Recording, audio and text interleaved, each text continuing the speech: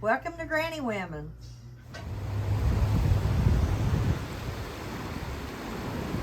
I'm gonna have her try to guess. Spoiler alert. Well, How do you think you say it in Spanish? Spanish, Granny? Oh, I don't know. I can't hardly speak English. I don't know. I'm too old. That's what Will told me when he said he had 2 Spanish classes this year, and I said, I well, see my word. if you know that, you better get Forrest or Jessica to be tutoring you. And he said, well, I can't get you because you can't even talk English. Then, You can't even order coffee. Maybe time I can see that last letter. Elena, you take Anavistos. It's No, close. Did you say Did that, you say it, Elena? That's Bienvenidos. Hey, she did learn something. Lord don't Means ask me, welcome. I can't even order coffee. She's It's been gone. around a lot, doesn't know. Yeah. What did you mess up? Yeah, I messed it up. I can't do it. I have to make Will get across the thing and order it. I can say uno, tres, cuatro, cinco. I learned that from crocheting. From crocheting. There you go. Yeah, because it captures stitches. Oh, okay. you know? Were you watching somebody in Spanish do it? Yes, that's how I learned to Oh. crochet off YouTube. That's funny. But was And it a the Spanish Spanish- speaker I did doing it? learn a few Your words off Spanish Dora, ones were but I forgot. better. Oh. They had fancier, prettier Videos. words. Yeah. So you And just if watch you people do knew it in the Spanish? Stitches, you knew, okay, you put 2 stitches in that, so that's a double. So, and that goes, and then you skip one. And then you. So I love it. Watching people in different languages learning how to Yeah, sew. you just have to pay attention, watch the stitches and count them, but they counted the stitches as they went, so those words kept sinking in your head. Well, I've got news. One of our, some of our episodes are going to be at a state conference. We're doing a presentation on Appalachian English.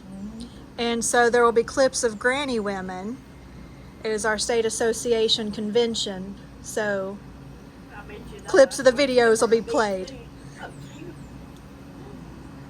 Sharing some of your Appalachian dialect and slang and phrases, and it'll be fun. Yeah, it will be. It'll be very interesting. So we're gonna be like a viewpoint. Yep, gonna play some different videos and see if they can guess what you all are talking about. Oh, okay. Because a lot of them aren't from the area. It's gonna be west of Nashville, kind of like northwest of Nashville.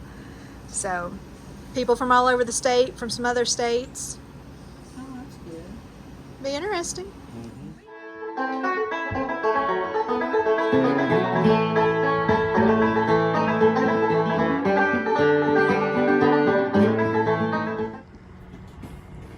A holler, That's where we live. a holler is a strip of land between 2 mountains where people live. That's where we live, is up in the holler. The Appalachian Mountains are the oldest mountain chain in North America. In the U.S., they extend across 14 states, making it 2,200 miles long. Georgia, North Carolina, Tennessee, Virginia, West Virginia, Maryland, Pennsylvania, New Jersey, New York, Connecticut, Massachusetts, Vermont, New Hampshire, and Maine make up part of this incredible region with over 26 million people. The dialect is derived from a combination of Scotch-Irish, German, and English communities, moving south beginning in the 1730s and eventually migrating into more isolated higher elevation areas. Historically, there have been a number of linguistic stereotypes applied to Appalachian English, including that it's a pure, unaffected branch of Southern English derived from the early 18th century, and that it's remained static and unchanged during that time. But in fact, much of the history of Appalachian English is as dynamic as many of the other dialect groups in the United States. The main English influence or the dialect is from colloquial English origins, from settlers arriving from East Anglia and the West Country of England. But Appalachian English has been heavily influenced by African American English and a range of linguistic and cultural factors as groups of people have migrated into and through the region.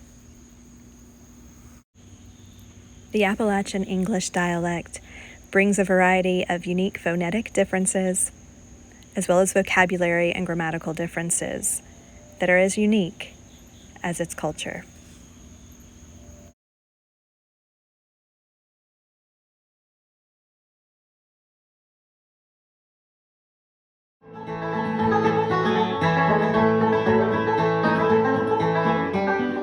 So what's a poke? It's a paper bag.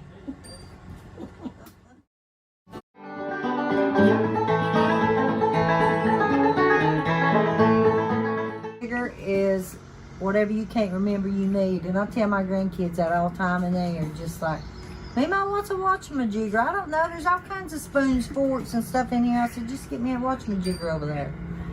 So it's what I can't remember I need.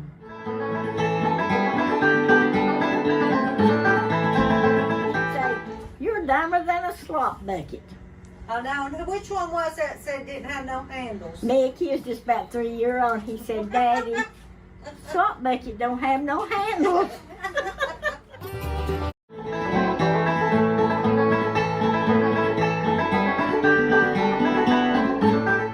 To tell us when we was growing up and we'd go to church, she'd say, now don't get down there and air out your dirty bloomers. And what she meant is don't get out down there and tell what you've done at home, what you shouldn't have done. So that's what that Yeah, and she always said, pretty is as pretty does. If you're pretty but you do something ugly, then you are ugly. Yep. But if you're ugly and you are pretty, you do stuff that's pretty good, that makes you a pretty person.